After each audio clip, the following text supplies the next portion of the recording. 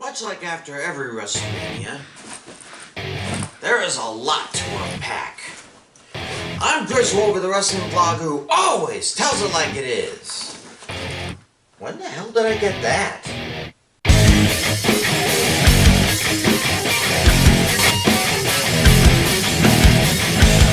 Yes!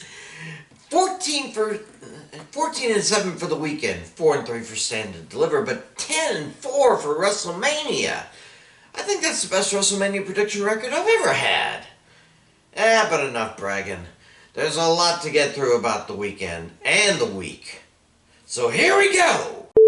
I was against the idea of a 2-day WrestleMania last year, but now that I've seen 2 of them in front of live audiences, I gotta say I'm digging it.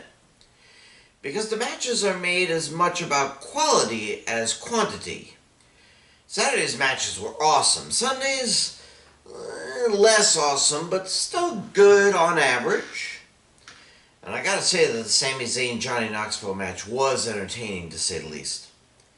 The 120,000 plus that entered AT&T Stadium over the weekend, let's face it, it's not the 150,000 plus that they announced. Had a good time and did not leave disappointed. And neither did I watching on Peacock. Good job, guys. Okay, anyone who thought Steve Austin was just gonna show up, stun Kevin Owens and leave, raise your hand. If you are raising your hand, why? Not like I can see you. But to have Austin in an actual match with Owens and one that lasted so long? Incredible. It's amazing for a guy who hadn't had a proper match in 19 years, but part of the reason why I didn't make a prediction for Austin Owens was because I didn't think there would be a match. Like I said, I thought it was like one of his old slogans. Show up, raise hell, leave. But the Rattlesnake had something left in the tank after all. And Owens learned the hard way not to mess with Texas. As expected, Roman Reigns proved he is the tribal chief of all the WWE. But until he actually competes on Raw, I'm keeping his ranking exclusive to SmackDown. But now he wants the Usos to take on RK Bro and unify the tag titles too? Is this the absolute end of the second brand split? I mean, will Bianca Belair and Charlotte Flair have to fight to unify the women's titles? And when you say you want all the titles with the Bloodline reigns, does that mean you want Jay to win the US title and Jimmy the Intercontinental title? Will you bring in the third Uso bro from NXT to take the 24/7 title? You know, last faction to hold primary, secondary, and tag team titles at the same time were Revolution. And you saw how quickly they collapsed soon afterwards. You know, maybe there's such a thing as too much acknowledgement. So Raquel Gonzalez and what's left of Imperium have been called up to SmackDown. Just please don't have Gonzalez find a partner and go for the women's tag titles, okay? That's more or less what killed her in NXT. And it looks like Fabian Aichner, or whatever the hell his new name is, I haven't memorized it yet, will play Aiden English to Gunther's Rusev, mostly moral support with the occasional tag teaming thrown in. Meanwhile, Marcel Barthel is left in NXT to await future endeavorment. This is ridiculous. Imperium needed to all come to SmackDown to liven up its pathetic tag division. But then again, if the brands are remerging, it won't matter as much. Still, it's in this sheer all over again. Why in the hell did they not... Why did they have to have Braun Breaker regain the title on Raw? Why couldn't they do it at Stand and Deliver? I heard of having a WrestleMania moment, but was Dolph Ziggler that hard up on getting a Stand and Deliver moment? See, this is why I'm so worried about NXT 2.0 these days. They used to be the better brand.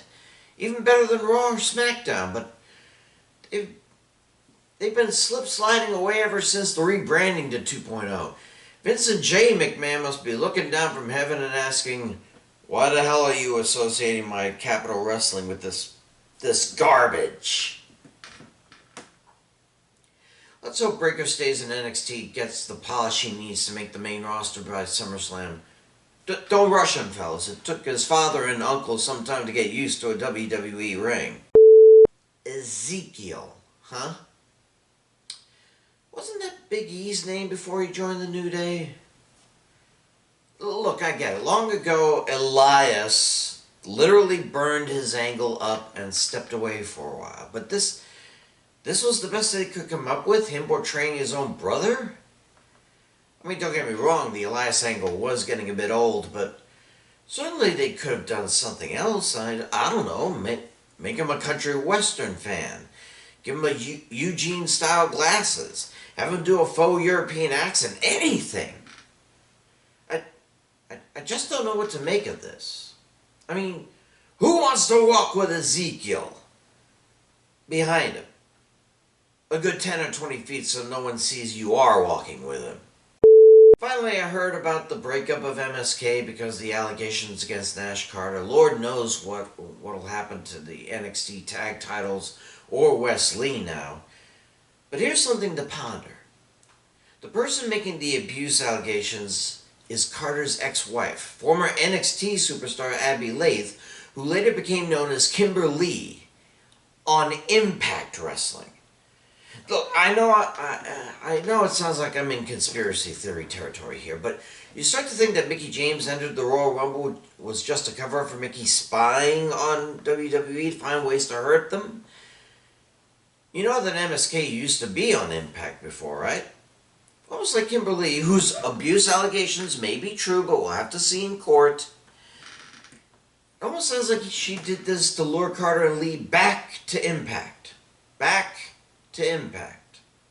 Back to Impact. Alright, enough Cosner from JFK nonsense. Hopefully crap will start to straighten out en route to WrestleMania Backlash. Until then, I'm Chris Wolvie, the wrestling vlog who always tells it like it is. Stay safe, pray for peace, and I'll see ya